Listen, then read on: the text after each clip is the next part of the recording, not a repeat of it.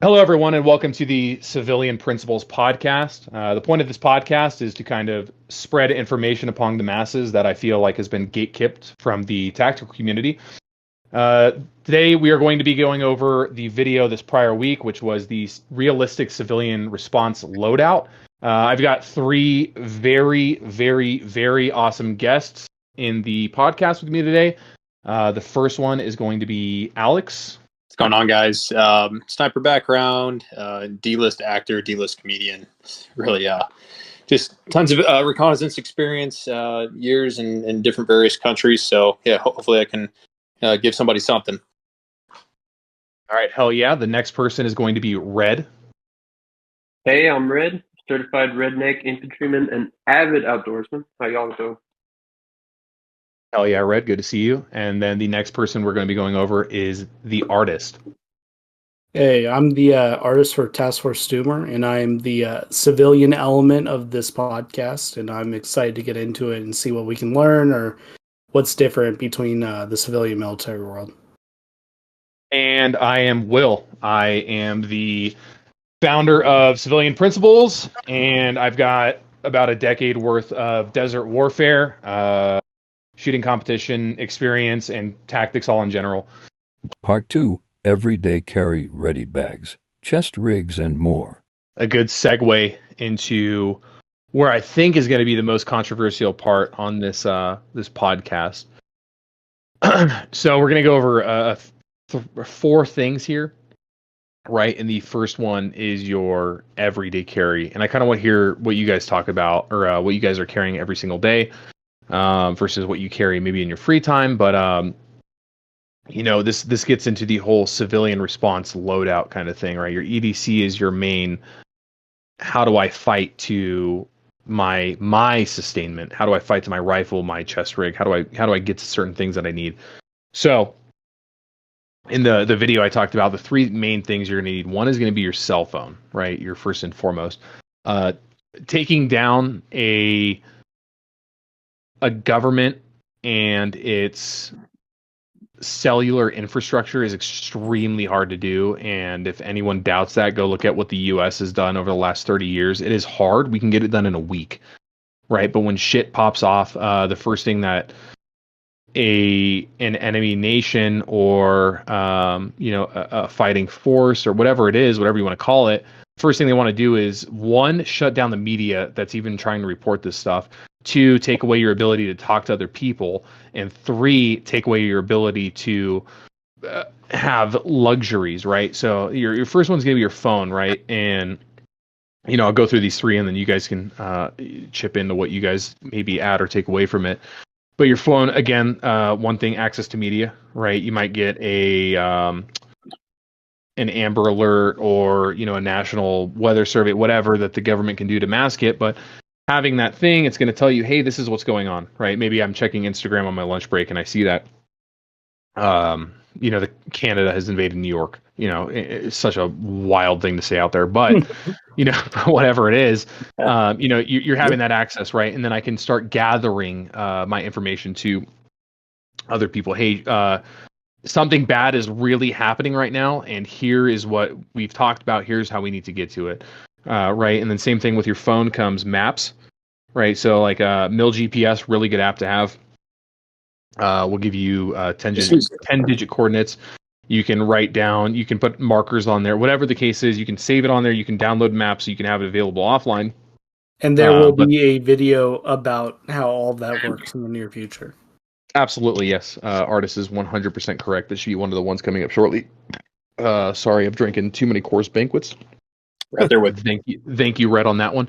No problem. But so you have access to media and communication. You have access to maps, and then one of the biggest things I think that gets widely overlooked is access to photography with your phone, right? A lot of things that we'll talk about in the future, reconnaissance is going to play a large portion of it, right? Because this is all civilian stuff, right? I'm not talking to the people that are like me who are in, or like the 75% that are in this chat right now.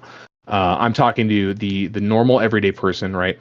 Surveillance is extremely important because you want to be able to take pictures of what this possible force might be wearing, or annotating down, hey, the I-5 is closed down entirely, marking that in my thing because my maps are gone if that cellular infrastructure is gone. But having these certain things that say, hey, like this is what's going on. I'm taking these mental notes. So when I get to my ready bag, whether it's far away or it's in my vehicle, like I can start taking small, minute notes, taking pictures of what's going on. Because again, you having those pictures tells a really good story, right? Right. Hey, this is what I'm seeing because Victor writes the history book. So you having this, hey, this is like undisputable. This is what I had a firsthand account of. I want to push this stuff out there, right? So that your first thing is going to be your phone.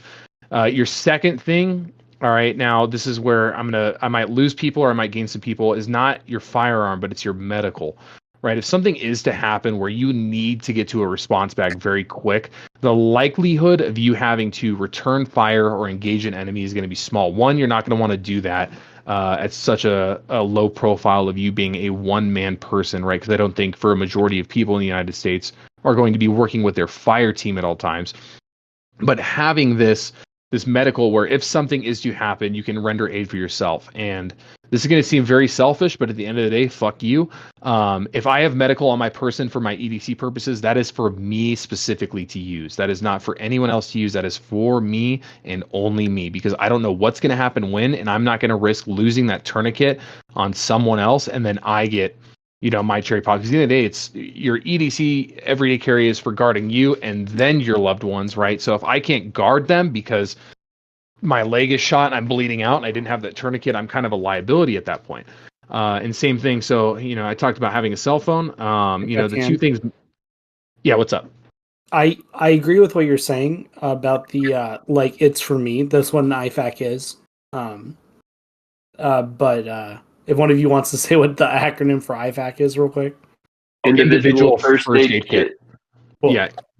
So but what bad. I will say is that a lot of this is applicable to any disaster. Not even and I do want to hit that angle on certain topics. This is the first episode, so we're kind of going over, whatever. But a lot of it is for anything, like any disaster, like natural disaster or, anything like that, man-made disaster by accident or on purpose or whatever. But I think that I know you're going to ask what people carry, but I carry an IFAC, right? But if I was out hiking, because you were saying it's for me and only me, I agree with that in certain events. But if I was out hiking and someone felt hit a tree on their bike and blew their leg open, or something, I wouldn't hesitate to give up my tourniquet for that person. And I think that that's a fair thing to think. I think that it's very situational. I do agree with you. You have to think about what the situation is, though. Yeah, absolutely. And I mean, taking in that information and understanding where you're at and what your routine is, that's definitely a key aspect in that, right? Because at the end of the day, individual first aid kit, that's for myself, right? But you make a very good point, which is if, I'm out and about or, you're at a mall and something happens, you can help that person out. So that's, definitely a good point, which it I'm glad you depends. brought If up. someone's shooting at you, maybe don't give it up. Yeah. No, so that first thing I said, right? So it's going to be your tourniquet, right? And for people who don't know what a tourniquet is, it's a really cool thing that can stop blood flow to certain areas, right? So if I have a really bad leg wound, right, it's not always necessarily a gunshot wound or a stab or shrapnel, but if kind of like how Artist said, if I snap my leg or something bad happens, I can stop attacks. the blood flow. So many things happen, man. Yeah, everyone should have a tourniquet all the time. Yeah, and please don't buy a Chinese knockoff off of Amazon because 9 times out of 10 they'll break. Go to a surplus store and see what you can find. That some infantryman that blew all of his money at the strip club and needed to sell off some random shit to afford his next DFAC meal can get. But having that available is really good. But for me personally, right, and I'll blow through this and then I'll blow through the weapon really quick before we open everything up. But I want to have a tourniquet on me at all times, and then I want to have that chest seal, right? And reason being for that, if I take anything or something clears through me, I can use it. Now, I know a lot of medics out here are going to scream at me, which we're going to have some medics on later in the podcast in the future, and some videos. I have a possible 18 Delta that'll be hopping on, which is a Special Forces medic. But, a chest seal is really good because not only does it work on your chest, but it can work on certain other areas where a tourniquet might not, right? So your whole torso and your neck is really just fucked because you can't get a tourniquet on that. But a chest seal can kind of stop that blood flow, you losing all that. And the best thing about a chest seal is they're very, very slim. If you fold it in half or even in fourths, it's not even the size of a vape. So, having that just in your pocket, right? Because it's your everyday carry. Not everyone is going to work with Faro Concepts, FCPC, or, whatever the case is. They're carrying stuff on their pockets. And not all EDCs are going to be able to apply for everyone. That's kind of why I put phone first and medical second, and then pistol third. Because I don't know what you can do. I don't know. I'm not going to tell you that you need to have all these things on you at all times, right? If I go through the gate, Alex was yeah. Sorry, Alex said he had something to say after me, and I want to hear what it is. And then I do have a question to ask the group. Yeah, absolutely, go for it. Oh yeah. So basically, what I was just going to say, my recommendation. I had a sniper team leader way back in the day kind of tell me this, and it stuck with me. But he said, "Don't live your life on E," in like reference like a gas tank, right? So we look at, you ever left for work in the morning? And it's like you're like, "Oh, I'll fill up tomorrow morning when I go to work," and you start driving to work, and like, "Oh my fucking god, I forgot to fill up gas." Like that sucks. So if you take that concept to everything else, don't live on E.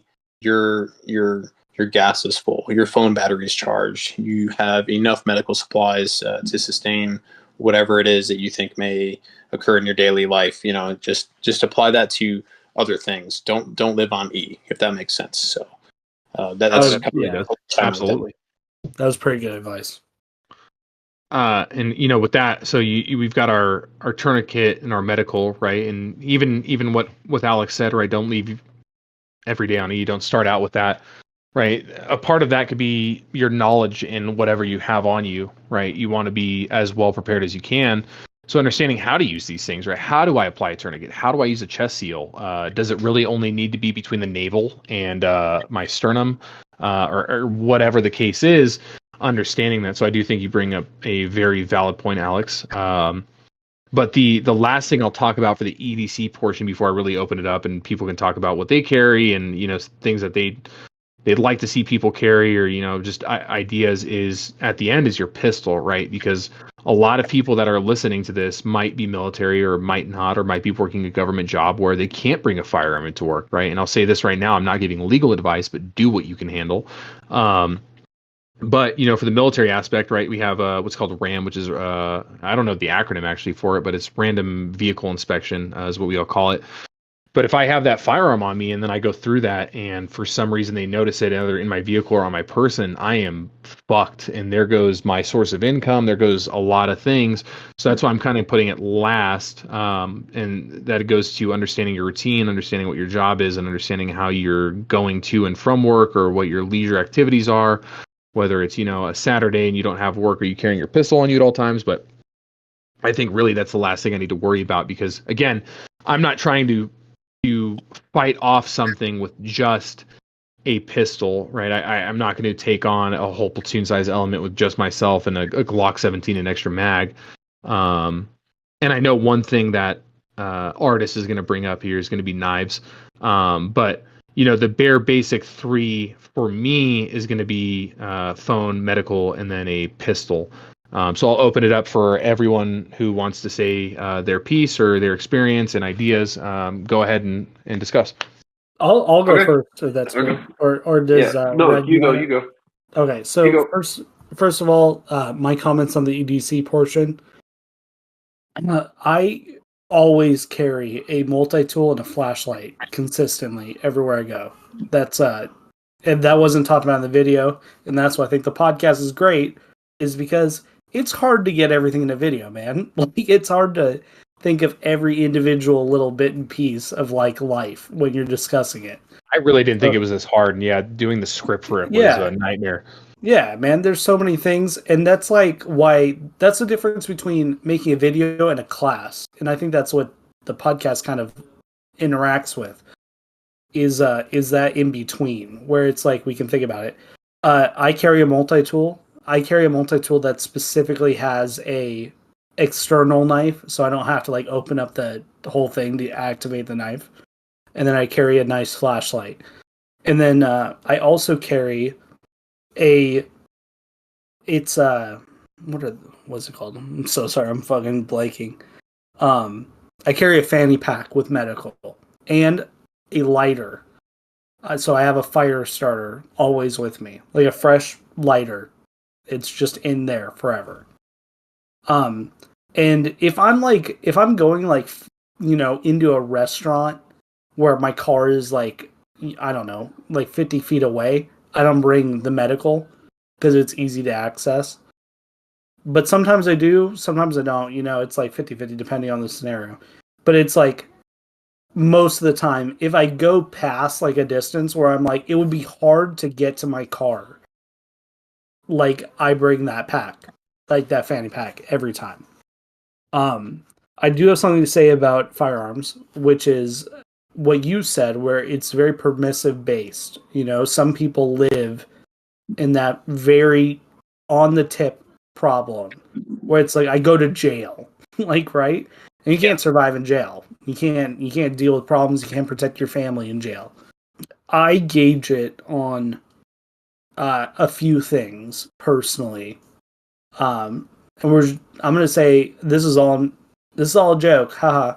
But if things are bad in the area I live, then it's on me. If I'm doing a long drive where getting home is going to be impossible in a quick time frame, I bring it. And that's basically how I gauge it.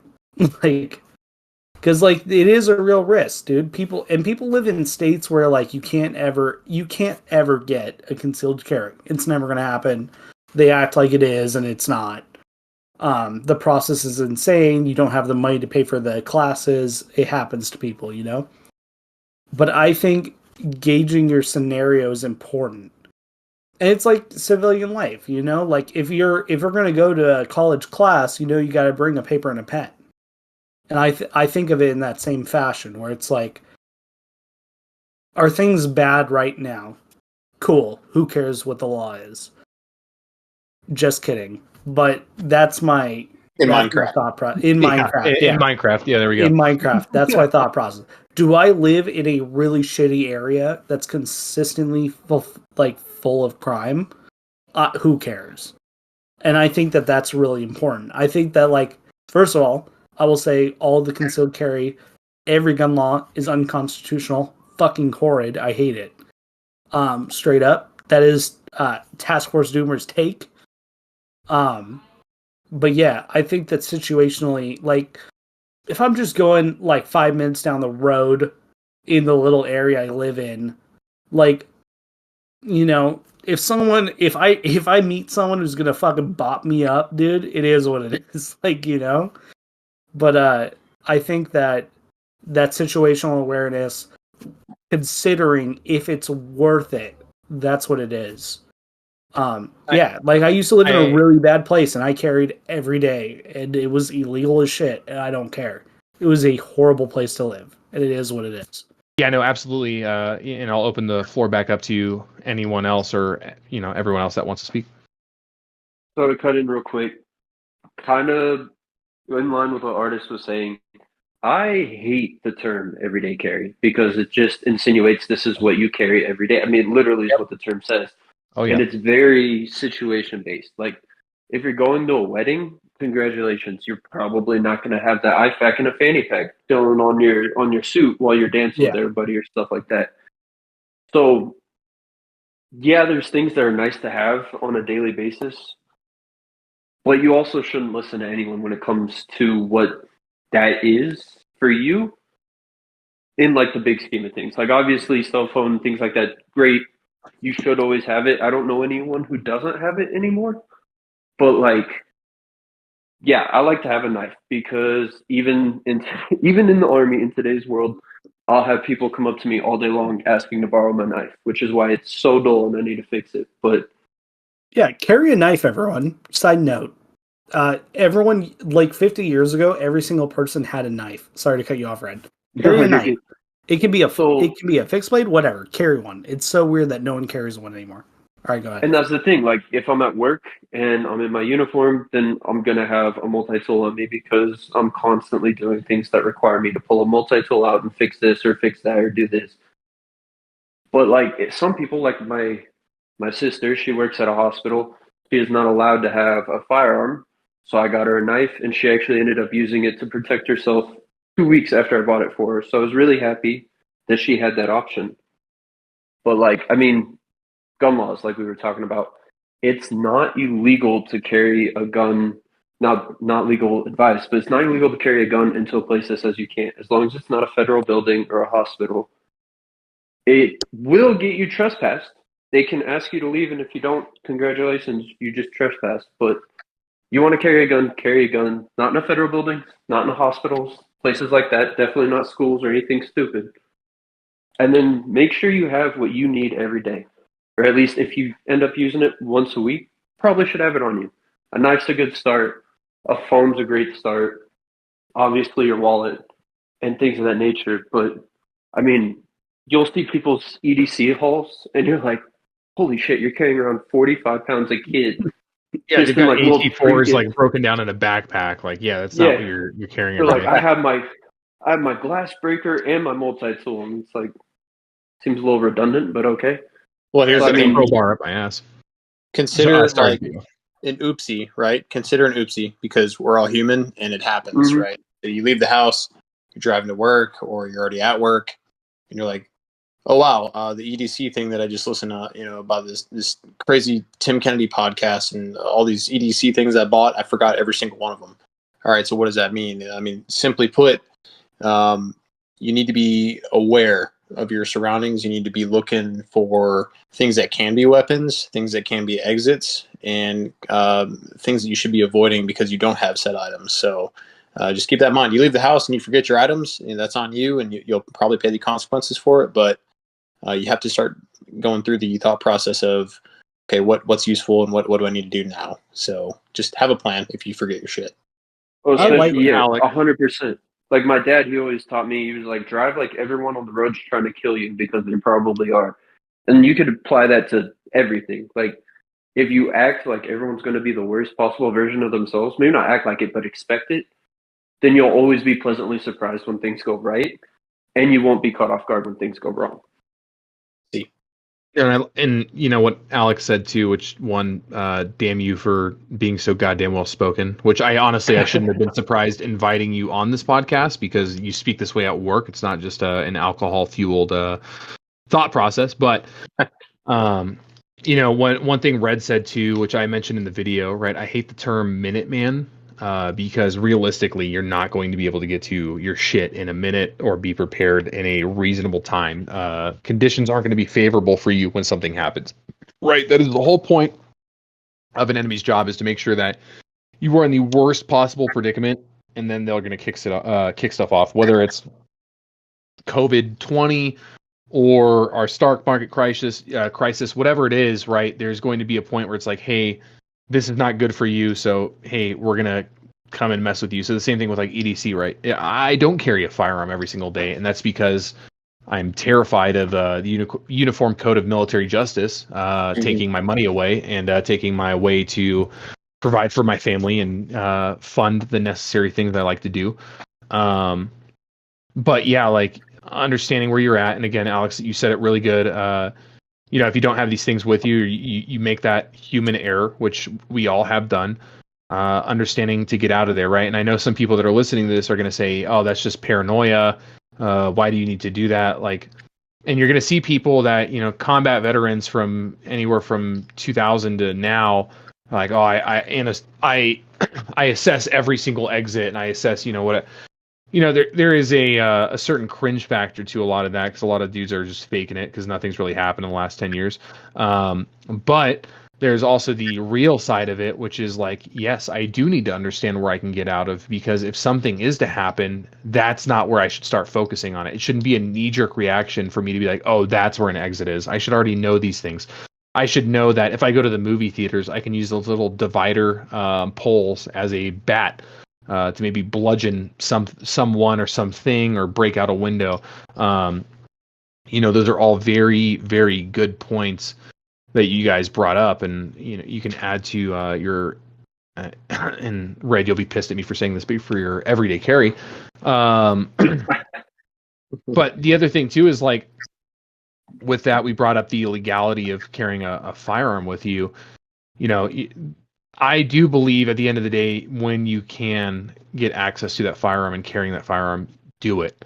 Right, whether it's at home, you appendix carry or do a 4 o'clock or a 2 o'clock, whatever it is, carry it, because I don't want to have to at any point during my day something happen and I have to rush to find this thing. Like I want it right there. Now, again, certain things will permit me to carry it and certain things won't. But when I have it, I'll have it and I'll make sure I'm good. But kind of bleeding into the next topic here, right? That your pistol is meant to get you to your ready rig and your chest rig and your rifle or whatever you want to carry. But going into now your ready rig, which if you're listening to this podcast, you might have watched the video, you might not have. But something I talked about was having maybe a more discreet bag carrying bare essential things, right? So I'll just kind of, what I have written down from this is 24-hour worth of water, 24 hours worth of food, and these are both at a minimum. I put on here compass and maps of my area because I don't know if my phone's going to work or if it's not going to work. I put wet weather and extra socks because I really fucking hate when I don't have wet weather and it rains. So I want to make sure I have that luxury with me all the time. Something to write on and something to write with. Same thing if my phone dies and I don't have the means to charge that, I want to be able to annotate what's going on.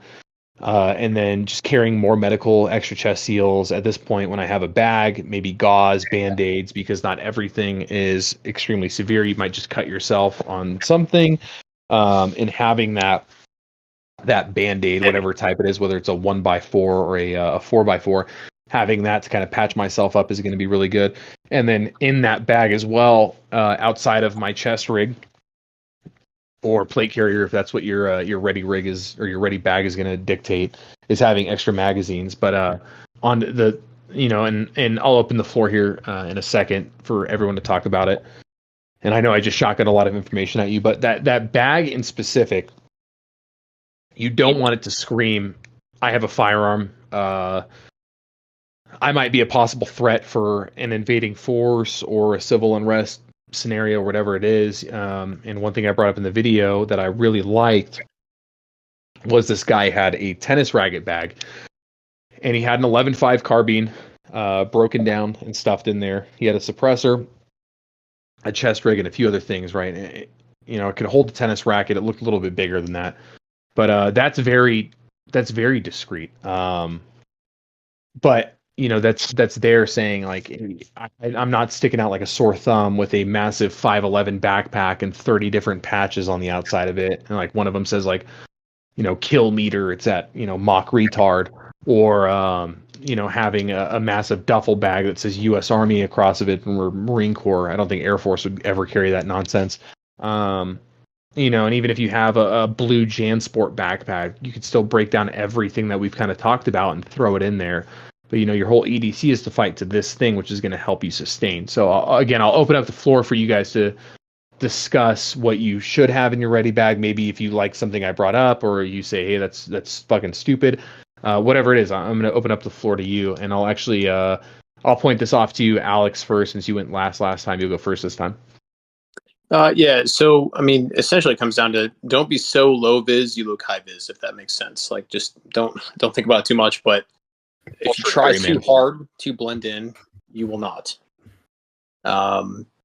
And you need to look at it like, so I've been in several countries where I had to kind of like exist within the populace for the job or whatever. You live off that economy. So if you're going out or whatever, anytime that you went out, like as much as you try to blend in with the population, there's always going to be something about you when you're just implanted into a scenario that you're going to stick out. So you need to kind of envision like an hourglass, like on the computers, right? When something's loading.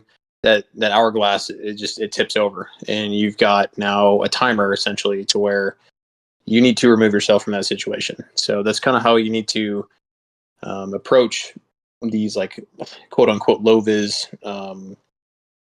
opportunities or situations. You as high speed as you think you are, or as as much as you think you blend in, you don't. So always have that in the back of your head. You do not blend in. Don't panic and rush things, but like you need to imagine that hourglass. You're now battling a timer. So just do what you got to do and move on. And what would you say on the terms of carrying items inside, right? Like I listed off what I thought was extremely important, but what would you say also is additional things, or maybe some things you take away and add to? What would you say as well, Alex? I mean, the ability to have time. So phones are great, right? But having a nice, I'm a huge fan of analog. So actual hard copy maps, an analog watch that doesn't just plug into a wall or whatever. It has to get recharged all the time. Solar's cool, right? That's a good thing. That's it's updated now, so you can have a solar powered watch. But the ability to tell time, maybe you can pull grids off that.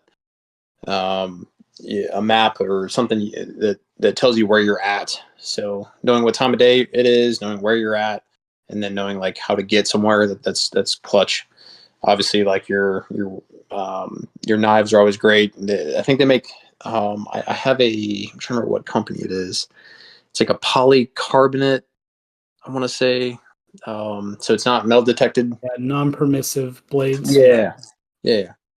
So you can walk in virtually anywhere, in Minecraft, and you have a knife. So, or something if somebody's trying to harm you, you have the ability to defend yourself. So, and then my big thing is I've always tried to have, anywhere I go in the world, a thingamajig, whatever that thingamajig might be for you, but it has the ability to pry something or poke into something, or work with like a bolt or something like that. Like just have the thingamajig. It comes in so much handier than you think. Yeah, I think that was that's Shout definitely out good. to Black Triangle for non-permissive gear. There you go. That's what it was. Black Triangle. Yeah. No, yeah, I mean there's a lot to, and we'll keep discussing this topic, but there's things that you can add and you can take away from it. And so the next one I'll go to is to Red for that. Yeah, so don't ignore the small things. I think is a big deal. Is every time like we're in the field or something, it's never the big ticket items that you end up missing because you usually remember to bring those. It's the little things, not even creature comforts, just things that keep you at the top of your game, so you're not just sitting there like, damn, this sucks. So like you were talking about water, you could carry water, and that's fantastic. You should always have something that carries water, but what about the next time you need water? So a life straw would be a good a little ticket there. I always like to have like electrical tape or 550 cord or something of that matter, because I always end up needing it when I don't have it. It's crazy. Zip ties are another one that falls into that category. Is just little unsung heroes that you never think about throwing in that bag until you're looking in that bag for it and you're like, damn. Like especially if you live in a hot, arid environment, sunscreen and chapstick goes a long way, because when That's your a good lips are one. bleeding, lips are bleeding, you're sunburnt to hell. All of a sudden, you don't feel like moving anymore because you're just like, wow, this is terrible. So I would definitely look into what works for you for those small things. I mean, what I've found is the previous things I listed, a multi-tool is an absolute. You need to have a multi-tool. And at that number, you need to have a good multi-tool. I've seen guys break their multi-tools time and time again, Yes. like day 2 of a field problem, because they bought the one that was right there. It was $100, and they were like, I don't want to spend any more than that. And not to plug a brand, but I've used Leatherman my entire life, and I've never, ever had a problem. And you could go to any Cabela's, and they'll have like a Leatherman booth, and you can replace like bits of it. Say like if your knife broke, you just go get a knife. You don't have to buy a whole new multi-tool to replace that one. And that's not saying knives break, but I mean mine never has. Buy once, cry once. 100%. Yep. So true. And solar panels, like Alex was saying, keep your phone alive, keep your watch alive, keep your Fortrex alive, whatever it may be. I'm kind of blanking on everything else. Batteries are another big one. Like, you can have as many flashlights as you want. If they don't turn on, they're useless. You have a paperweight. Yeah, that's a good one. Yeah. I always carry spare batteries. To cut you off on that one, Red. On Amazon, and I hope I remember this when I'm editing this shit. There is a battery holder. They have AAAs, AAs, CR123s, and the 2032s, which are usually used for watches or optics. But they make little holders, plastic dividers, and it'll hold anywhere from 10 to 20, depending on the battery size.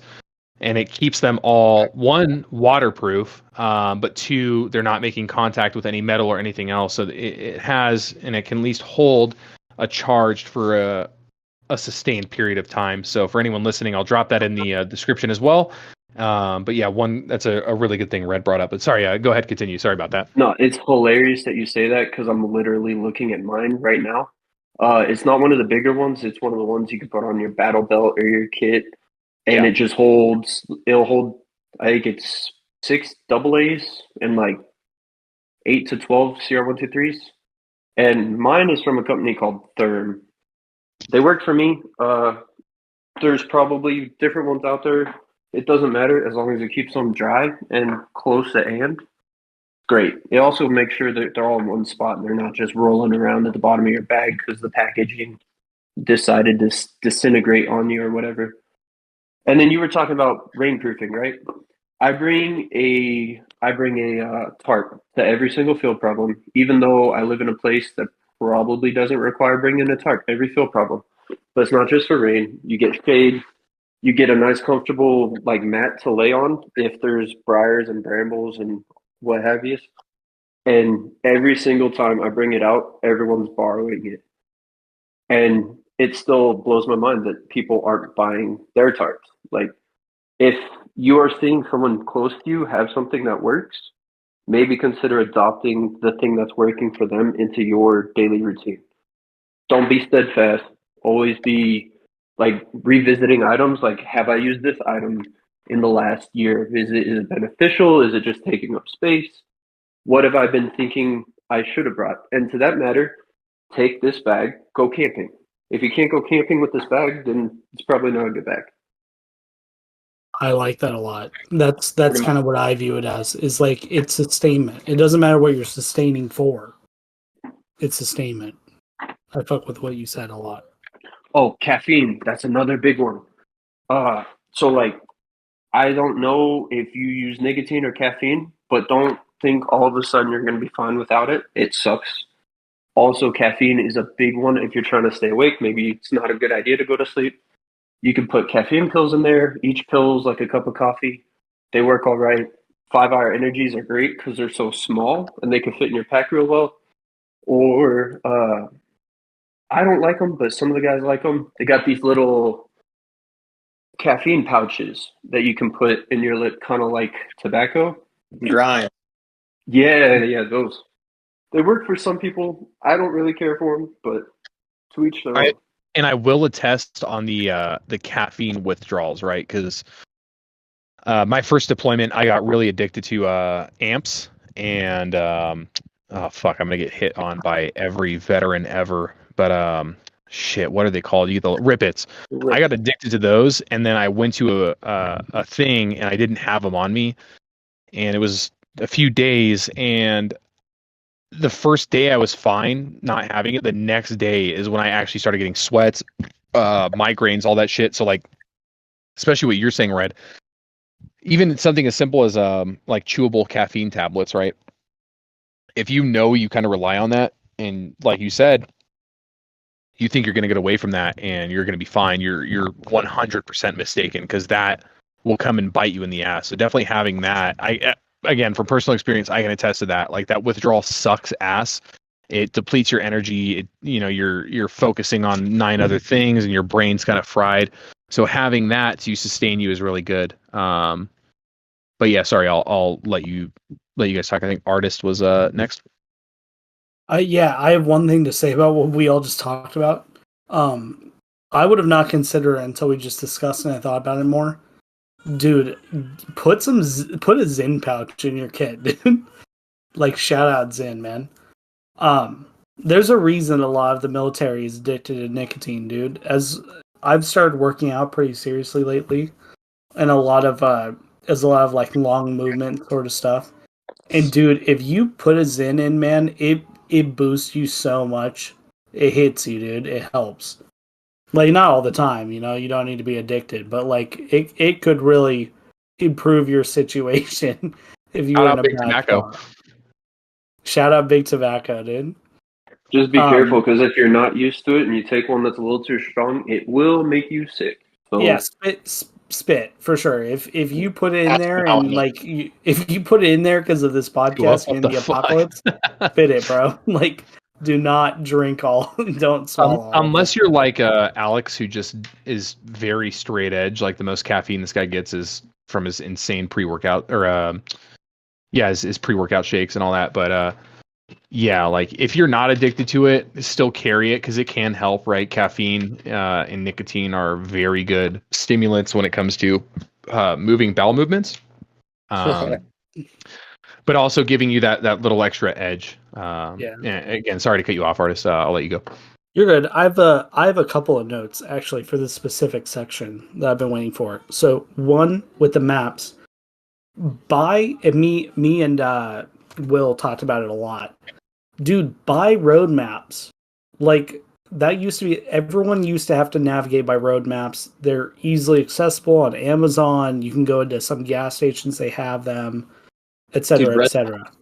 Every time I go to like a new state and I travel and do rest stops, I always grab the local like state map. Yeah, that's smart. Yeah, 100%. And make sure they're laminated or in a Ziploc, because they don't do you any good if they're destroyed. Definitely. Oh fuck! I'm so sorry to fucking cut you off again, artist. That's one thing I 100% forgot to talk about. You guys can go for the maps portion. You guys can go on nationalgeographic.com and make your own topographical maps of your area or whatever it is. When you go to print it out, it'll make a legend based off of what you zoomed in on. To scale what's there. You can annotate what roads you want to have on there, all that sort of stuff. And then go on Amazon and buy a laminator. They're like, the Amazon Basics one is $20. And then I think the actual lamination paper is like 10 for 100 of them. Make your own maps. If you don't have a way to buy them, or maybe you don't want to buy them, whatever, you can buy that laminator and all that stuff. And as long as you have a printer or a way to print, you can get all that stuff out and make it on your own. That way you have an idea of where to go when something happens. Yeah, for sure. And on top of that, trail maps, dude. If you're in a bad way, a trail map can tell you a place you can go where other people aren't going to be. Like, if things are really bad, no one's going to hike up a trail, dude. Like, they just most likely aren't. No one's going to think, I'm going to hit this trail. And there's so many, like, what is the thing? You can tactically acquire housing that way. There's a lot of trails that have wilderness structures for, like, the local scientists who do all the wildlife and stuff. There's a bunch of buildings out in the woods the trail maps can lead you to. Get a local trail map. First of all, get a local road map, get a local trail map, like, for sure. And if your plan is to dip way away from you are, then get more maps. But, like, at a minimum, I think you should have those. And then the next thing I had was get a poncho. Like, if you can't afford full wet weather clothes or whatever, I know that, like, Walmart has, like, a top and a bottom that are, like, pretty inexpensive, but you can do a lot with a poncho. Like, yeah, if you look into it, there's ways to, like, paracord up a poncho to make, like, an overhang to, like, cover you. Like, if you're trying to make you're trying to survive out in the woods and stuff. There's a bunch you could do. I carry a poncho, not on me, but in my vehicle at all times. I highly recommend it.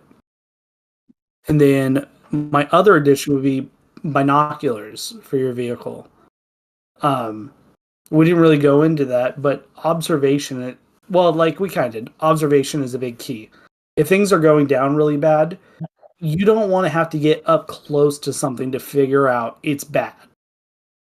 So a binocular or a monocular, like a single, is that what it's called? A monocular Yeah. for a single one? Monocular's the single one. Yeah. Just You can carrying also get a something, rangefinder if you got the money and space. certainly, and that also has a secondary benefit, obviously. But just getting something that allows you to see up ahead of you or around you, where you don't have to physically get up on top of it, is important. And then I have one more thing, and then I have a question for the group. My one more thing is, you said this, and I was going to bring up terms for the civilian population. What does break contact mean, and what is retrograde? So I can speak on part of this, right? So breaking contact, and Alex and Red, you can correct me if I'm wrong. Breaking contact is when something is happening and you're hitting an overwhelming force, or odds are not in your favor to where it's time for you to leave, right? It's almost like a retreat, but it's you getting back to more or less a known position, to where you maybe have an advantage over someone. And retrograding is kind of in the same aspect of it, but that's you moving to a dedicated, like, hey, I know this is where I can retrograde to, which is like, if I'm at work and something is happening, I can retrograde to my house. It's a defensible position. It's whatever, like retrograde. Yeah, it's more or less in the military used for a defensible structure or defensible element. I can retrograde to safety, whether it's a blue helmet camp. It's somewhere I know that I can defend from a 360-degree view. But it's essentially, both of them are kind of the same way. Like, shit's getting not the way you want it to, and it's your means to get the fuck out of there and get to a more favorable place where you might have either A, help, or B, it's just advantageous for you. And Red and Alex, you guys can go more into that. Yeah, they're one and the same with the terms of just you're leaving, right? And then it divides in terms of your obstacles to doing that, if that makes sense. Yeah. Yeah, to clarify, I do that. I'm really wanting like a person who just started to know what all of these terms mean. So I'm going to try and hit you guys every time with it. Oh yeah, good fact check us. And my understanding is also retrograding could be like in a building. Like, you move through a building, you reach the end of the building, or the last room you can physically go to. Retrograding would be exiting the building, right? Yep, you're leaving. Yeah. Yep. Cool. All right. Just to clarify that. And then my last question is up to everyone about this. Think about it, because I kind of like that we didn't really actually go over tactical gear, because I think it's personal. I think that's something that maybe a different video would do well. Yeah, I think a whole other video would do well. But in the video you brought up chest rigs, which I do agree to some degree is like the number one to have. Like, it's just a carrying system, And you brought up like a plate carrier is maybe too much. Would you guys think that maybe in a really urban environment, you live in like a city, do you think that including a plate carrier for a sort of disaster preparedness, civil unrest, etc., would that be beneficial in a scenario like that? Or is a chest rig all you need? I think at least from what I had talked about in the video as well, because I was, again, trying to get it more tailored towards the everyday person. I feel like a chest rig is extremely viable, depending on the chest rig you have, understanding how you go to and from work, maybe emergency planning, and then can you walk with that? And the other thing too is, where do you live, right? Am I going to be like really shit out of luck if my car gets broken into and my chest rig and 5 mags and a radio is stolen, versus my plate carrier that I might have spent anywhere from $100 to $500 just on the carrier itself, and then another $500 on plates, and then whatever else comes to that, versus a chest rig that 9 times out of 10 they're just built to carry all that stuff, right? And again, in the video I talk about, I have a like a Chi-Com type chest rig where I can hold 8 to 12 magazines, and it still has 2 admin pouches built in. Like, I can have that right there. It's lightweight enough that I can still maneuver around. I am accepting, and I am taking responsibility for if I get shot, I'm fucked. I have no way to kind of mitigate the bullet hitting my heart. but at the same time, I can move a little more freely. They're a lot more well versed when it comes to packing up. And then, the same thing, depending on the chest rig you get, you can really load these things out, right? GBRS, as much as I'll keep my comments to myself on this one, they came out with a kind of chest rig where it's more or less a system that attaches to the molly of pouches, so you can build whatever you want. The Haley Strategic, their heavy chest rig is really good. Velocity Systems, I think, makes a good one. London Bridge Trading, or LBT, they make a great one as well, or even a cheap Helicon, or again Chicom, right, which you can get from most surplus stores. They'll all do the job. Do I want a plate carrier 9 times out of 10? Absolutely, because I do want that added armor. I do want that scalability of that. And again, that protection of, I know I have plates on me, it kind of gives you that false sense of like I'm invincible. So you might be doing things, or running across the street when you didn't think you would. You might be doing that a little more frequent. But I think for the everyday person, the first thing they should have absolutely is a chest rig, and then building from there. But that's just my take on what I have done and experienced. And again, I'll open it up to the rest of the group. Is that what you guys think? Is there something different that you guys think? What's your guys' opinions on that? Well, I'll say from different environments, the one thing that was constant was I would always recommend the ability to separate your armor from your rig, like your loadout. So your armor should be separate from the things that you're carrying. So at any given time, you should be able to separate, your chest rig from your plates and your carrier, if that makes sense. If you got your chest rig like completely set up with everything you need, cool. And now if you add plates, you don't have to like take everything off and put it onto whatever. And it should be 2 separate things at all times. So if you have it, cool, your plates are there. If not, you still have your chest rig. You have everything right there. You stop to take a rest, whatever. You can take your equipment off, and you still have your plates on. So just things to consider. Just little pro tips. Okay.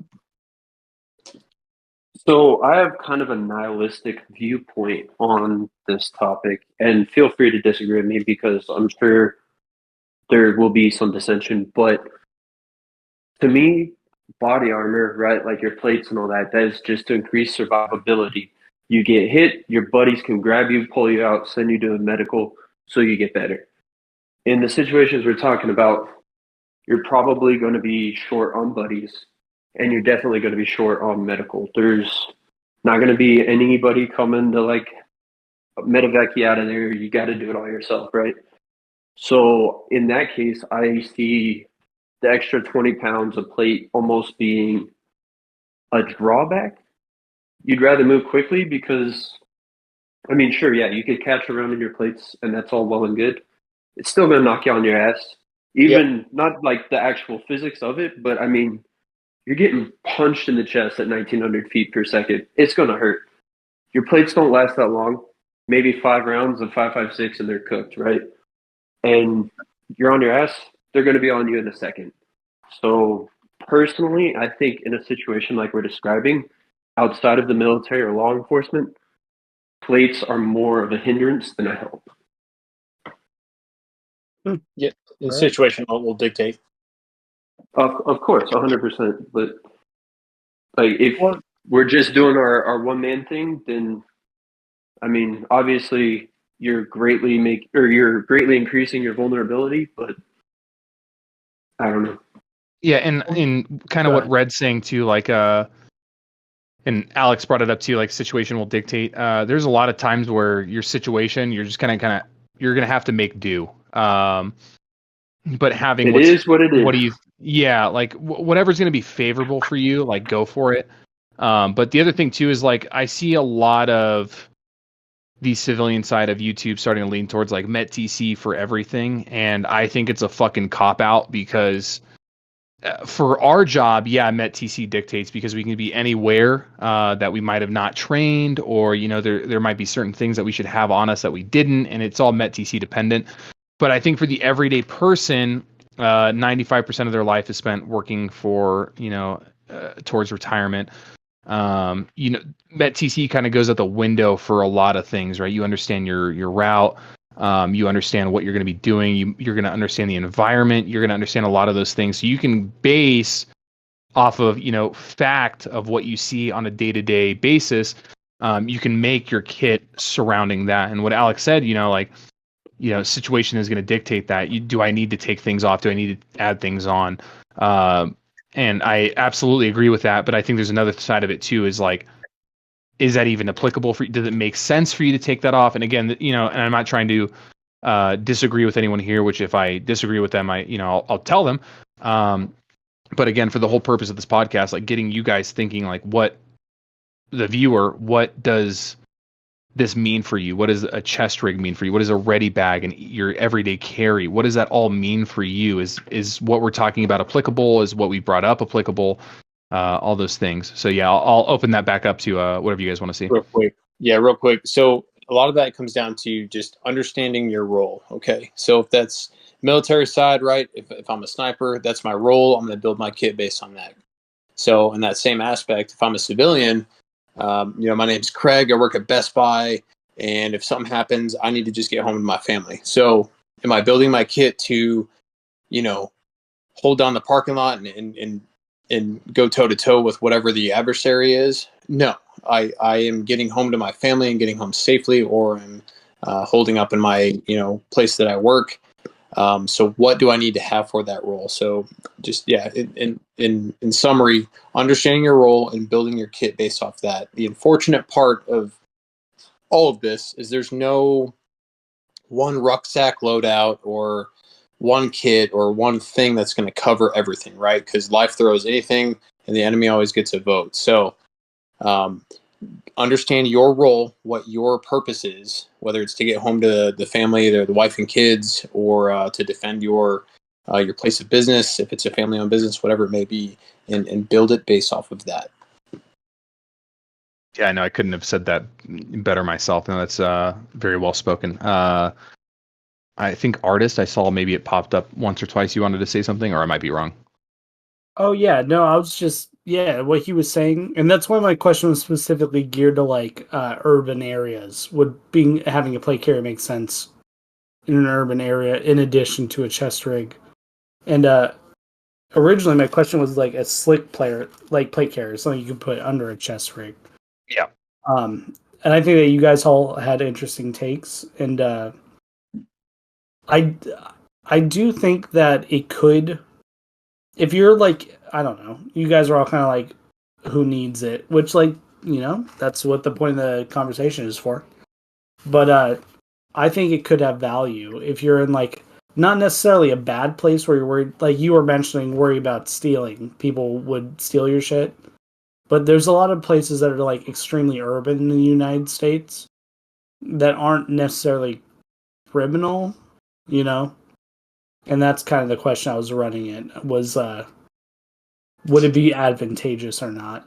Because I think that it has certain uses, obviously, and I think urban environments is the number one for plate carriers.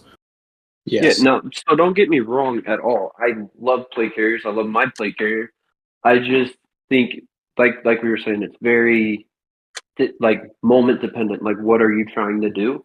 Yeah, certainly. And if you're just trying to bug out, then it's extra weight. It's all about survivability, and you're betting on the shots hitting your plates. Because if you get hit in the leg, your plates aren't going to help you there. And it just all kind of depends. And why it's a really hard question. It seems like an easy question. Plates would be great, especially in an urban environment. But you also have to remember, in an urban environment, it's not just front or back engagements. Now you got side, top, bottom. You're getting shot from every direction. Yeah, you got everyone and their mom fucking staring at you at that point. Right. Yeah. But that's also what I'm saying. It would be maybe beneficial, not to have the psychological part, which I agree, Red is right. That would definitely hit a bunch of the people who have plate carriers, but it would be better to not take a round to the chest if you could. But I will also say another thing. If you aren't getting used to the weight of a plate carrier, you're not doing some sort of activities, you're not rucking or anything, or if you're not getting used to that weight on your body, don't even mess with it. Because you're gonna just get messed up, dude. Like if you think day one, like no exercise, you work in an office, you're just gonna throw that plate carrier on and you're gonna be like good to go, dude. You're gonna be sucking wind. You're gonna be out of it for sure. Yeah, no, absolutely. And again, like that comes with always improving, right? Like I can have my plate carrier all day, but like you said, if I'm working a desk job, what good is it going to do for me if I can't actually move with it? And you know, that's a lot of motivation for someone that maybe wants to have that plate carrier accessible at all times.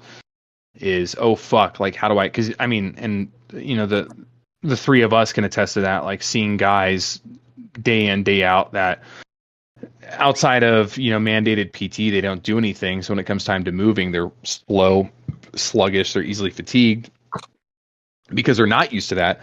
Versus the guys who are going on ruck runs or, you know, plate carrier runs and all that sort of good stuff.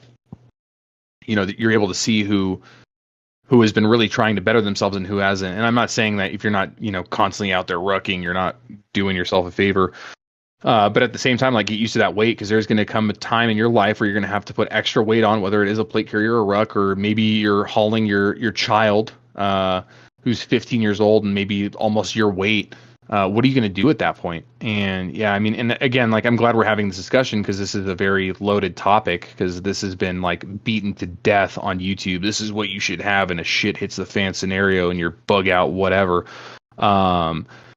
But yeah, like it definitely is. It's good that we all have a different viewpoint, kind of the same basis of, like, a lot of it is mission dependent. A lot of it is like understanding where you're at and what you are accustomed to. But a lot of it is asking those questions that are going to make you uncomfortable. So I do appreciate everyone for talking their piece on that. Yeah, get used to moving. That's, if I can say anything, get used to moving. Like that's your number one piece of survival kit is movement. I've Like, heard you Alex don't- say it a lot. Lift Yeah. heavy things and put heavy things down. Like it's beneficial to your health. Yeah, it's beneficial to your health. You'll do better as like an everyday person. But it's like, what if? And this is 100% a real thing that could happen. A solar flare hits and cars don't work anymore. Yeah. And that's not a conspiracy theory. It's not like that's not even like a global conflict thing. Well, this could be an entire podcast in itself. The whole like physical aspect of things and things you need to be like considering, like just living your life in general. Just the next time you go out to like Target or Walmart or whatever, look around at the average person and ask yourself, could they help me if I needed to, you know, get moved, like if I was, you know, incapacitated, or lift me up off the floor if something happened, or could they run down the street to get me out of harm's way, or my family for that matter. And it'll concern you, the average person now, just the state that they're in, and that's just like a testament to itself. You know, it's on you to be ready if the time comes, because the people around you are not going to be. Yeah, I have a whole speech for the end of my my closeout of the podcast, but part of it is like, and I'll just say it now, I guess. If a disaster happens, any disaster, militaristic, civil unrest, natural disaster, whatever, your goal in life should be that you're not the one your family has to take care of.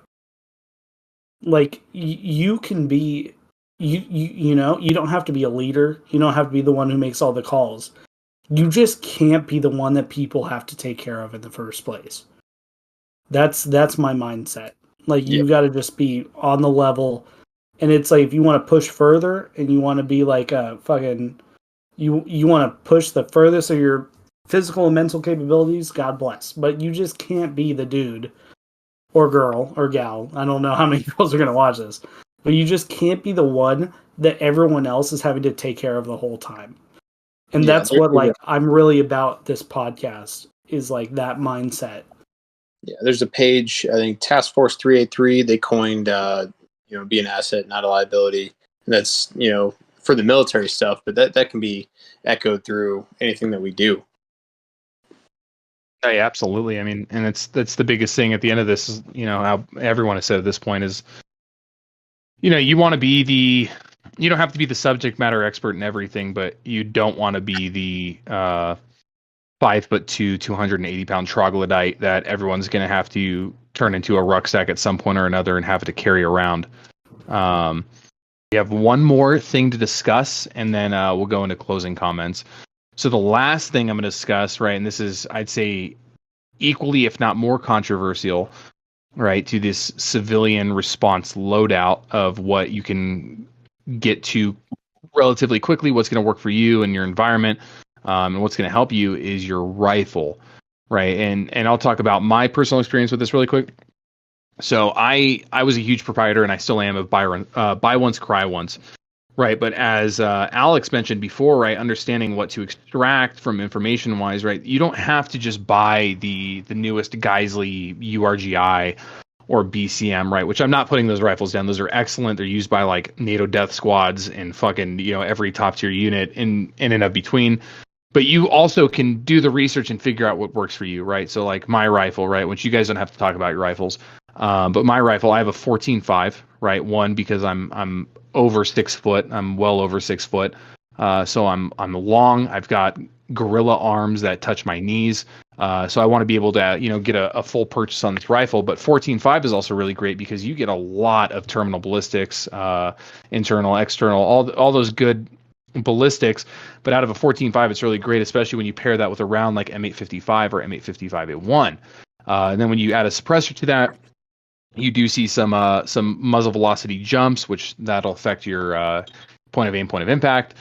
But then with that, I'm also carrying an LPVO, which I had a canted red dot at one point or another, and I need to get another one. But I have a SIG 1 to 10, and then I have a collapsible stock, right? And for me, that plus a light and a sling, that is what I want. I can break that down and fit into my packs as best I can, but I also know that's going to get me through everything, right? And now I know people are going to be on here and be like, well, I watched GBRS 2 weeks ago and they said the fucking 9.3 SIG Rattler is the best thing for CQB.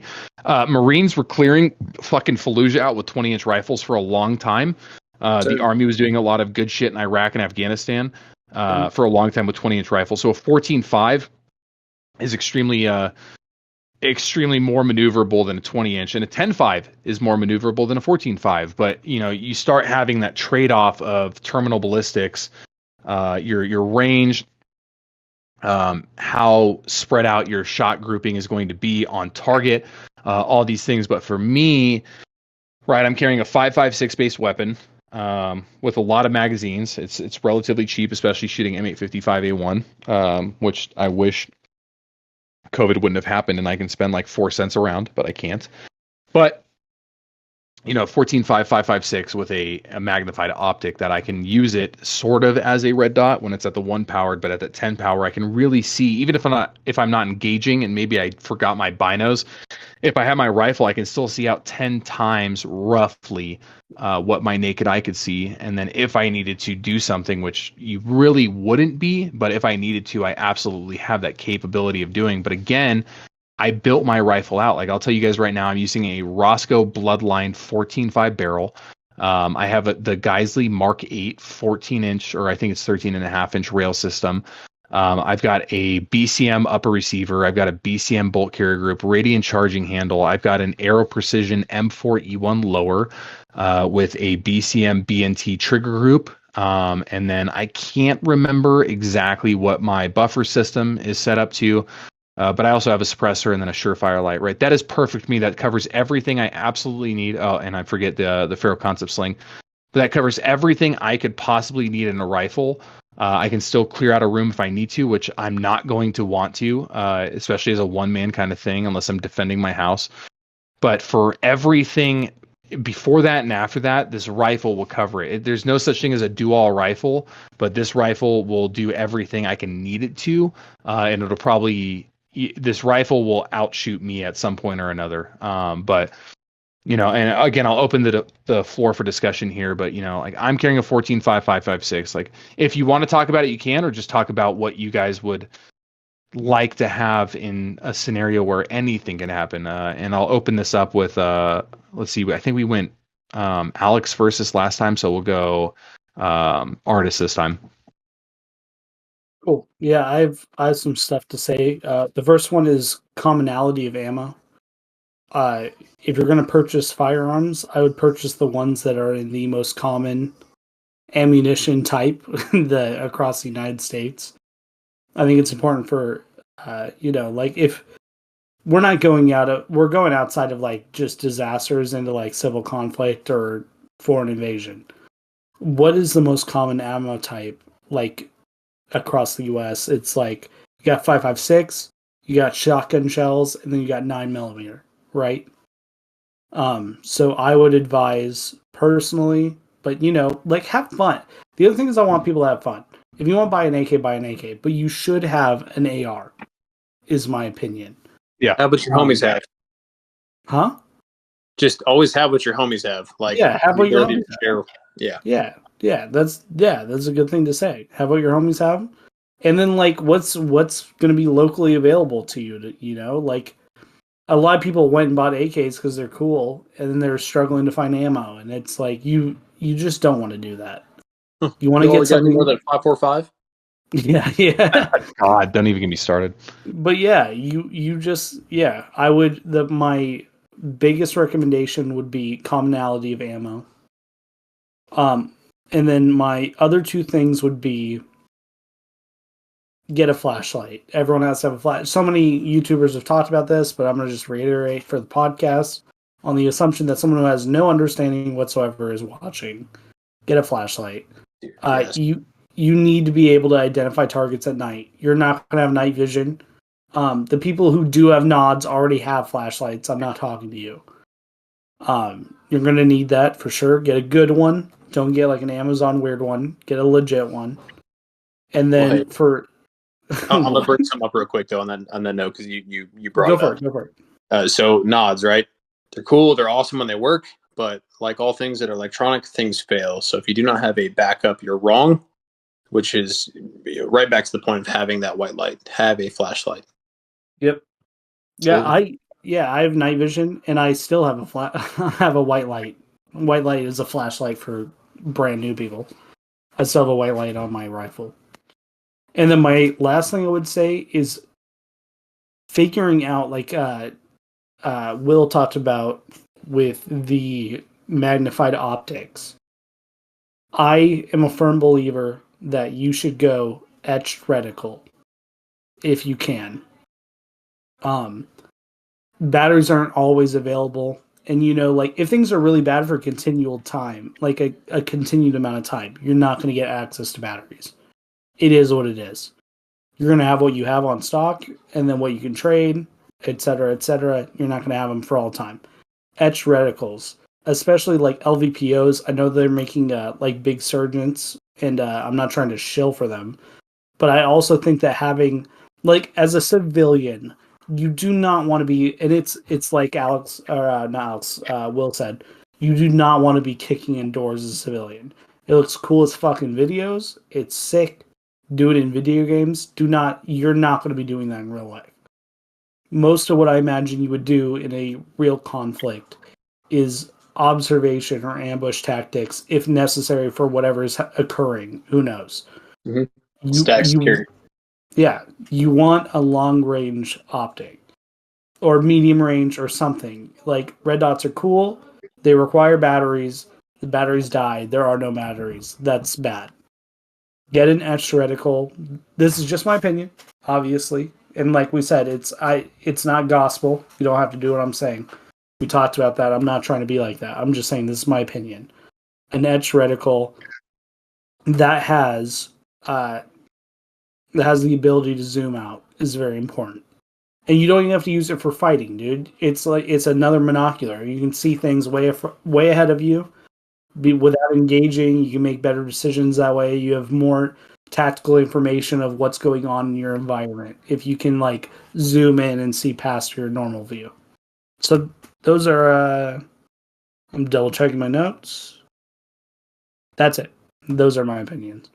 No, I think that was definitely good points again. And like, the etched reticle thing, I kind of hinted at it with the magnified optic with the LVPO or LPVO.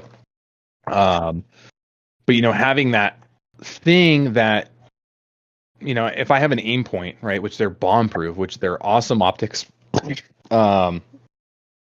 at one point or another, I might not be able to come across a AAA or a CR123 or whatever the case is, and I can't just not turn on a red dot. I mean, yeah, sure, I can aim through the tube of the optic and fire, but at that point, like, reliability and accuracy is out the window. But having that thing that realistically won't fail as easy as a red dot will, and having that dependability is going to be key. And I will talk about, again, two good companies that I think make very affordable optics that you can purchase from. One is Vortex, which they have really good and budget friendly, as well as nice and expensive, if that's what you're into, LPVOs, MPVOs, and high powered optics. The other one is Primary Arms. Again, I'll keep bringing them up because I use them a lot. I got to meet a lot of them at the SOG Expo here, talk with a lot of them, make some connections. But even before meeting any of them, they make really good optics for cheap. And I get it. People are going to be like, buy American made, buy, whatever. Like, Primary Arms is really well, whether it's Japanese glass or Chinese glass or German glass. They make a really good product, and they make a price range for every single person in every single bracket. So you can definitely get your hands on one of them for $180, which might seem like a lot, but a lot of the time they come with the battery, it's an optic, and they come with that mount. So you're not having to worry about piecing everything together. You have something that, as long as you get the right calibered BDC, you're going to be fine with, and it's going to match your platform. But we'll move on to Red. Wait, real quick. What is that company you were telling me about that does the etched, like, low power optics? That was I've Primary never Arms. had one. It's Primary Arms? Okay. Yes, Primary Arms essentially makes, I wouldn't say a knockoff of Trigicon ACOGs and stuff like that, but they do have a 1-time series, a 3-time series, a 5-times, and I think a 6-times in just the non-adjustable magnification, which Grantham did a good video. I want to say it was on their 1-times or their 3-times, which he called it the end of the world optic.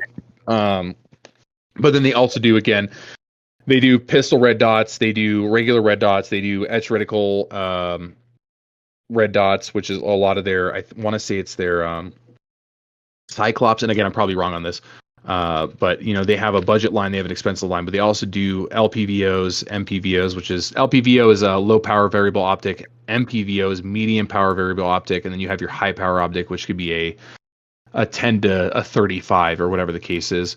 But they do make those. They have really cool, different, reticle designs. The ACSS one is really cool. I don't know what it stands for, so you can't even ask me that one, artist. But I know it's got kind of that EOTech donut of death in it, with a Christmas tree for ballistics and windage and elevation built into it as well. So you can turn it on at night, or you can leave it off during the day. But yeah, I can't contribute to it. I've never owned it, but they have etched reticles that aren't LVPOs for the audience that might want to look into it. Red? That Yes, you're sir. drunk and passed out? Okay, no, you're awake there. Good. So, personally, this is going to sound like another one of those, like, lectures, but if you can't shoot a $500 rifle, you can't shoot a $3,000 rifle. So, start somewhere. Once again, have a foundation. Don't feel the need to put your entire family into poverty just to get the setup you want. Like, start with just a beater. Like, first AR I ever bought was a Ruger 5.56. Nothing special, nothing fancy. Everyone hates on them. Never had problems with mine.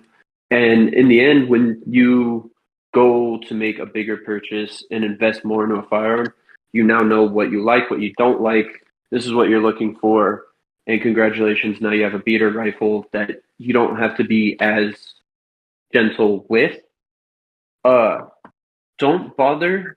You do you, of course, but I would suggest against building out a rifle for CQB. The Army, and this is the Army in large scale, acceptable losses for urban environments is the same as airborne, which is 80% of a force could be completely taken out and it's still acceptable because it only takes 20% to hold the objective once you take it. I don't like those odds if you're by yourself trying to do some John Wick stuff because you saw it on the television, you thought it looked cool.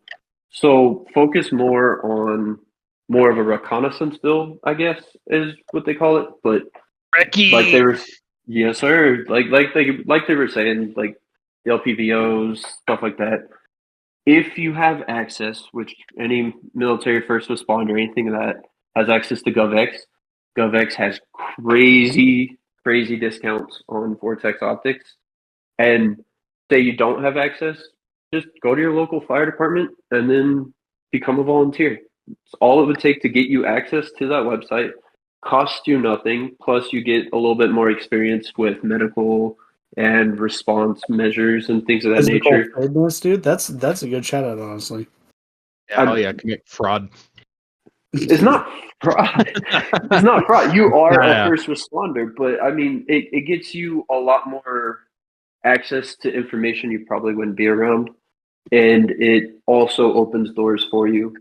Like switchblades, illegal in a bunch of states unless you're military first responder. Congratulations, your volunteer fire status just got you a switchblade in states that are communist. So, I mean, you do you, pick what you like, work within your budget. If you have money to burn, go for it. Have fun. Build that CQB loadout, do whatever you want. But start small, go big. I like that. I like I that. like Alex? That was good advice on the fire department. No, honestly, Wonderful Red nailed it, and I mean they both covered like pretty much everything I could cover. So I won't beat a dead horse. I think we covered all of our bases there, kind of discussing the last video. So we're gonna go into closing comments here. And I don't know if one thing about the video. Yeah, go for it. You were talking about finding community. Yes, that's what I was just about to bring up. Oh, cool. Sorry, I didn't mean to cut you No, off. you're good, I you're just good. thought we were going to go to like strip and like everyone says their piece or whatever. No. Dude, start airsofting. I currently don't airsoft, but I will say the airsoft to real gun or real concern or real military or whatever pipeline is so significant. If you're a single person who knows nobody, start airsofting, dude. That's a piece of advice I would have. There's a bunch of other stuff. I think that fire department idea is actually a really good idea. I've never thought of that one. I never would have thought of that. Yeah, I would have never thought of that. But also, I think that that's a great pipeline too, to like building community of people who are like people who realize the world as it is. I think firefighters hit that mark too. And you know, a lot of airsofters are just airsofters. It is what it is. But there is a real legitimate pipeline from airsoft to like real steel stuff. So I would recommend that.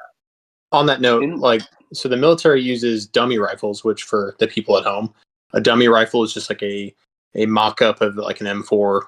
Its weight and its characteristics are very similar to a real rifle, but it's used for just training on rucks, swimming, whatever it is. And the whole purpose of a dummy rifle in the military is to practice working around the ergonomics of that item. And it's the same concept with, I believe, what you're getting at, artist, with the airsoft to the real weapon. It's the working around the ergonomics and understanding how it functions without having to use the real thing. Sure, yeah. I meant it more as a community because I think one day we could talk about the benefits of airsofting for like that aspect. In the video, he was just hitting on like finding a community, so I think airsoft. But I'm also a strong believer in that. Like, if you watch videos of people on training events in the military, and you watch like Milsim West events, a normal person couldn't tell the difference side by side. Like, there is a lot that you can benefit from doing Milsim stuff like that. You can get a gas operated AR, you know, and you're straight up practicing all the motions, reloading, hitting the bolt release, everything. You know, there's a bunch that can be gained by airsoft, but I'm saying it more as a community. I think that would be a good topic for a different time, perhaps. So there's another little not so well known thing that kind of fits into all of that.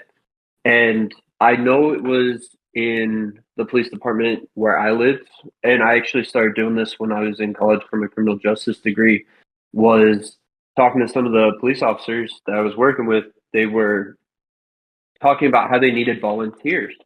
So I was like, what do you guys need volunteers for? And when they do shoot houses, obviously they needed stand-ins to be bad guys. And they go anywhere from like airsoft to ammunition, stuff like that. You get volunteer hours, you get in with a good group of guys who are obviously going to be much more in tune to these areas than your average person would be. And you're actually getting to see these tactics take place. You can go to your police station. Now, results may vary. I was from a smaller town, so of course they needed more help. But you could go and see if they have any needs for volunteers, and then maybe work yourself into one of their shoot houses as the baddie and go from there. That's great advice too. That's pretty solid. Yeah, and definitely what Artis said too. That was a point that I was gonna cover here in a second. But the whole finding a community, right? So I talked about in my video. First thing I said was find a community. There, again, how we discussed earlier in this podcast. People are becoming more and more I don't even know how you'd say this. I guess accustomed to the idea of training, attuned, yeah, to the idea of training and wanting to not be that liability, kind of that we've talked about and that I've been talking about in the video and Task Force Doomer. It's been on the page too, not being that liability. But finding that community, right? Whether it's in church, airsoft, paintball, your local range, maybe you meet some friends, or through work, people that share like-minded ideas and morals and ethics, right? Finding that, becoming a part of it, and helping them, right? Because they might think they know everything, and you might know other things, and bringing it up in a nice manner. And that's easier to do. Finding a community, especially a big one, is church. People are turning to religion a lot more now than I think they have in the last few years. But if that's not your forte, you can go on your local Facebook pages. You could type in San Francisco firearms, and there's people that own guns there that maybe want to know tactics or want to know survivability stuff, all that good knowledge that needs to be spread around. But the other thing is, if you can't find that, make it yourself. Go out and reach out, right? Go to the range, go shooting for, it might suck that you're taking 2 hours out of your day, but going there and seeing, hey, would you be interested in this? Is what we discovered. Trying not to act as fed as possible.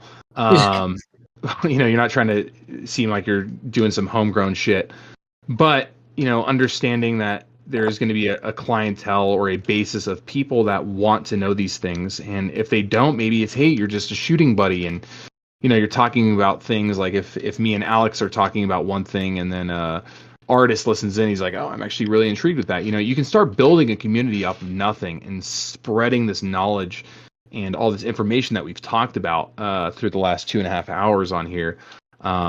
This is very important stuff. But again, finding that community or building that community yourself is going to be extremely important to your survivability and not being a liability in the long run. And the other thing I will talk about too, which kind of goes hand in hand with not being a liability, is you need to improve, right? You always need to improve, whether it's mentally with knowledge or physically with working out or understanding how to do survival things, or going over terrain and all that sort of stuff, right? You need to be improving constantly, because again, if you think you are the pinnacle of tactics and survival knowledge and firearms, you're wrong.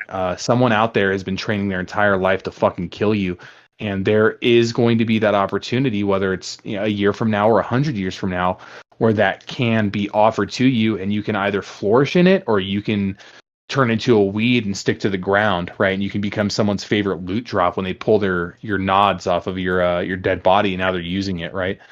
And the biggest thing with that is, like, you owe it to your family if you have one, right? Even if it's just a wife, right? That's a family. You've built something, or your brothers and sisters, your parents, your daughters, your uncles. You owe it to them to not fucking suck, not be a waste of their time. And what Artist and pretty much everyone's talked about, whether it's Alex or Red. Not being that person that needs to be dragged around, not being the last person to do something or the last person up from a long movement. You owe it to them. And if you don't have any of that, right, you're an orphan. You owe it to yourself.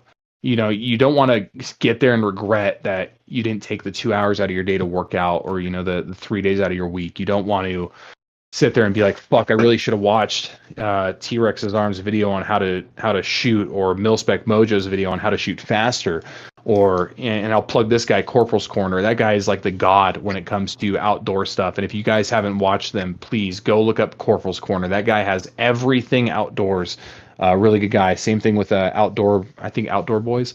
Outdoor Boys.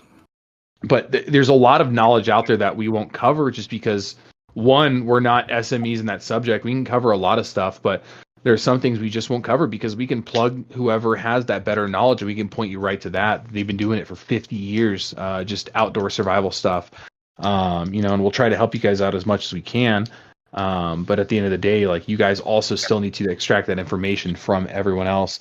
And then again, like, the last thing we keep making it a very solid point across the podcast is not being a liability. Like, whether it's yourself or you're in a group, right? If I'm in a group and the world is coming to an end and I'm that straw that keeps breaking the camel's back, I'm the last one in from gathering or hunting or a long movement to get supplies or whatever the case is. If I'm the one that's holding everyone up, they're probably going to drop me, and I'm just going to be a sandbag to them, and they're not going to want me around. And then I am super fucked if I never took the time to understand what is going on in the world, what I need to know, and what I can need to teach. So that's, I think for me, that's closing comments. Does anyone else have anything they want to say? I've had a blast. That's what I'll say. Yeah, it definitely has been great. Yeah, I'll just say, like you said, and what I said earlier, man, like, you don't have to be the leader. You just can't be the worst guy. That's it. Like, you just can't. I think it's so important. You touched on it a lot. I touched on it earlier. I'm going through a whole, like, workout thing and getting into shape and, like, shit like that personally, because I've had that realization. Like, for one, it's like I said, you don't have to be a leader, but if you're some fat fuck, but you, like, studied tactics and you studied CQB and all this shit, or, like, reconnaissance, you watch all these videos, you know everything. Like, 2 years from now, you watch all of our videos, you watch a bunch of other people's videos, you know everything.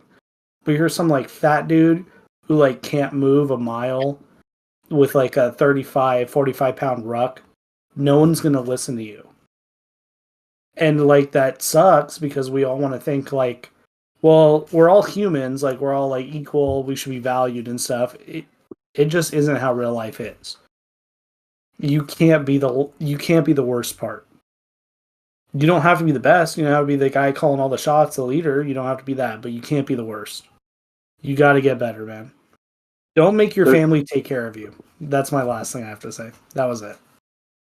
There's always going to be a bigger fish, but that's not an excuse to be a minnow. That was a Star Wars reference? The Qui-Gon Jinn? I mean, the first part maybe, but I didn't hear him say the last part.